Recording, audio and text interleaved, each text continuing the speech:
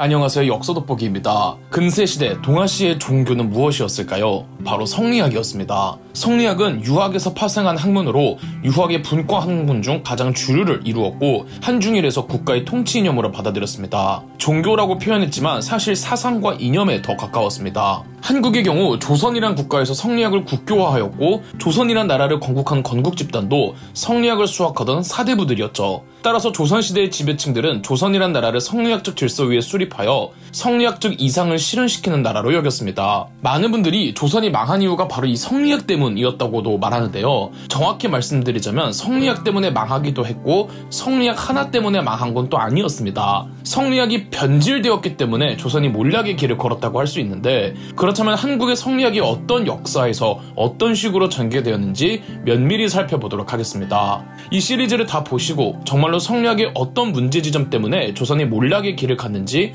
고민해 보시길 바랍니다.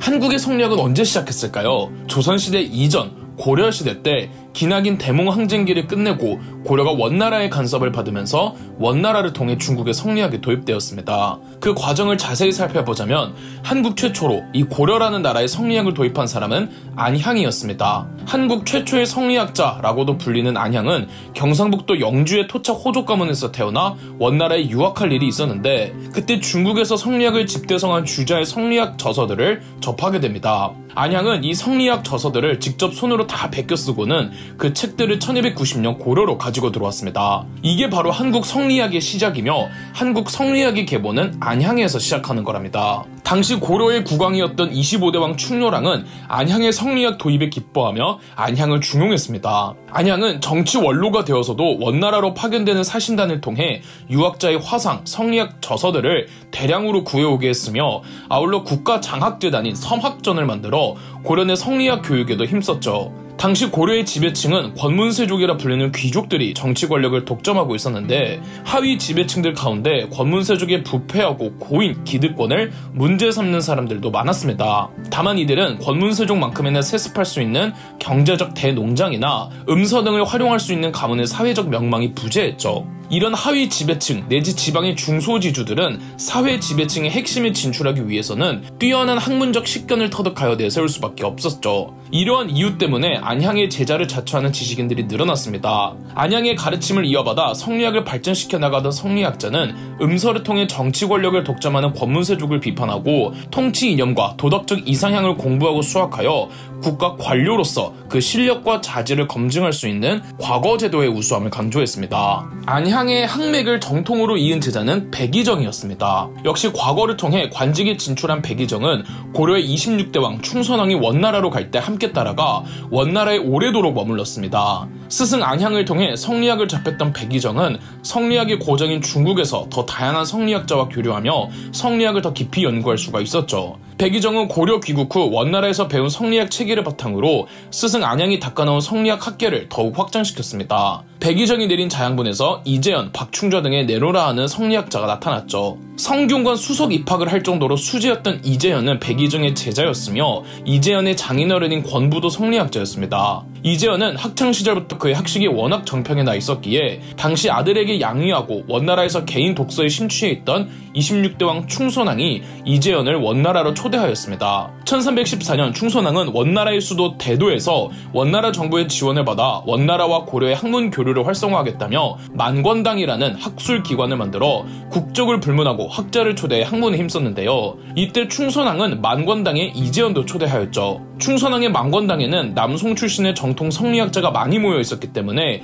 이재현 역시 그들과의 교류했으며 고려로 귀국해 고려 땅에 성리학이 더 뿌리내릴 수 있도록 공헌했습니다. 이재현은 철학 사상 면에서도 큰 성과를 선보였지만 문학적 능력도 남달랐습니다. 이재현은 여공패설이라는 평론서를 집필하였는데 고려의 문학 예술사를 정치와 사회 속에서 평론한 글이며 향후 고려 문단의 방향성까지도 제시하여 오늘날에도 걸작으로 평가받고 있습니다. 역사에도 관심이 많던 이재현은 성리학적 유교 사관에 따라 고려사를 정리하여 사략을 편찬하였지만 현재는 전해지지 않고 있죠. 성리학이 고려 문단에 퍼지기 전까지 고려의 지식인들은 유교 경전에 대한 이해도보다는 문학적 저술 능력을 더 높이 평가했습니다. 고려 초 광종이 과거제도를 시행한 이래 문신을 뽑는 문과 시험은 유교 경전에 대한 이해도를 묻는 명경과 전형과 문학적 능력을 시험보는 제술과 전형이 있었는데 고려에서는 제술과 전형을 더 중요시 여겼죠. 그런데 고려의 성리학이 안향, 백의정, 이재현 등 세대를 거치며 더 발전해 내려오면서 유교 경전에 대한 이해도를 보는 명경과를 더 강조하게 됩니다. 지식인으로선 문학성보다는 철학성에 더 주목하였던 거죠. 이러한 현상이 정점을 찍었던 건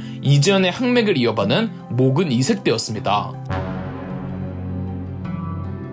성리학 역사에서 또 한 번 박차를 가했던 시점이 고려의 31대 왕 공민왕 때였습니다. 공민왕은 원나라 간섭기에서 벗어나려는 반원 자주개혁 운동을 펼치는 과정에서 원나라에 빌붙으려고 했던 권문세족의 힘을 약화시키려고 했는데요. 그 일환으로 공민왕은 성리학자들을 등용하고 또 그러기 위해 성리학 교육을 강화하였습니다. 공민왕은 재위 초부터 이재현을 조정의 주요 자리에 앉히며 국정 운영을 이재현에게 전적으로 의지했습니다. 이재현은 고려의 국무총리인 문화시중으로서 공민왕의 반원나라, 반권문세족 정책에 힘을 실어주었고 은퇴한 이후로도 공민왕에게 조언을 아끼지 않았죠. 1367년 이재현 사후 공민왕은 이재현을 대리할 새로운 대학자가 필요했습니다. 이재현은 생전 자신의 제자였던 목은 이색을 여러 번 추천했는데 이색은 경북 영덕 출신으로 원나라에서 외국인 전형 과거 시험에서 2등으로 합격할 정도의 수재였습니다. 공민왕은 이색을 내세워 고려의 성리학 발전에 일조하도록 하였죠. 공민왕은 국립고등교육기관이었던 성균관을 오로지 성리학 교육만을 하는 대학교로 개혁했는데 이후 공민왕은 이색을 성균관 대사성에 임명했습니다. 오늘날로 비유하자면 서울대학교 총장에 임명한 것이죠. 공민왕은 권문세족의 대항마로 새로운 신진 지식인을 육성하기로 하였고 공민왕은 성리학자들이 정치적으로도 진출할 수 있도록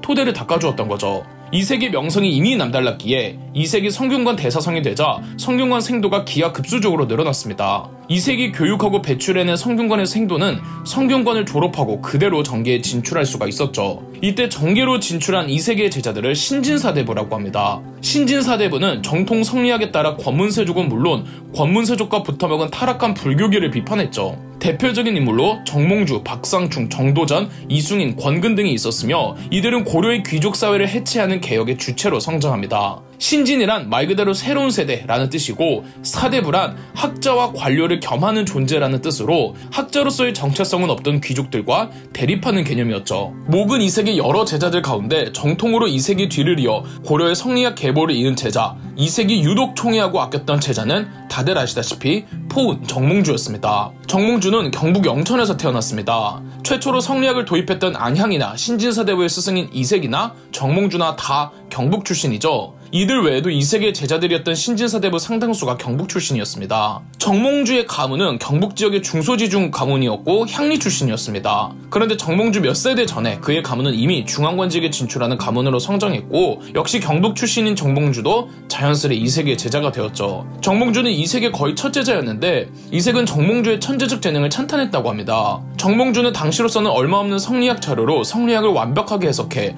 수많은 성리학 해설서를 남겼고 스승 이색은 정몽주 덕에 이제야 고려도 고려만의 성리학 연구를 제대로 시작할 수 있게 되었다며 정몽주에게 동방이학의 비조라는 별명을 붙여주기도 했습니다. 1360년 공민왕 시절 정몽주는 20대 초반에 과거를 전국 수석으로 통과해 본격적으로 관직 생활을 시작했고 젊은 시절 정몽주는 아주 유능한 외교관으로 이름을 알렸습니다. 주로 명나라 외교를 전담했는데 까탈스럽기로 유명한 명나라의 1대 황제 홍무제 주원장조차 정몽주를 총애하며 오직 고려와의 외교는 정몽주를 통해서만 처리하려고 했습니다. 1377년엔 일본 규슈로 가서 규슈의 세력가와 만나 왜구를 잘 통제할 것을 약속받고 일본 땅에 있던 고려인포로 수백 명을 송환시키는 큰 공을 세웠죠. 정치 관록이 없던 이성계는 정몽주에게 크게 의지했습니다. 이 이성계와 정몽주 사이가 각별했는데 이성계에게 정도전을 소개해준 사람도 정몽주였죠. 이후 이성계, 정도전, 정몽주는 새로운 고려의 미래를 꿈꾸는 트로이카가 됩니다. 충신의 상징으로 알려진 정몽주이기에 처음부터 이성계와 대립했을 것 같지만 정몽주는 초반에는 이성계, 정도전과 뜻을 함께했습니다. 정몽주는 이성계의 위화도 회군을 적극적으로 지지하였고요.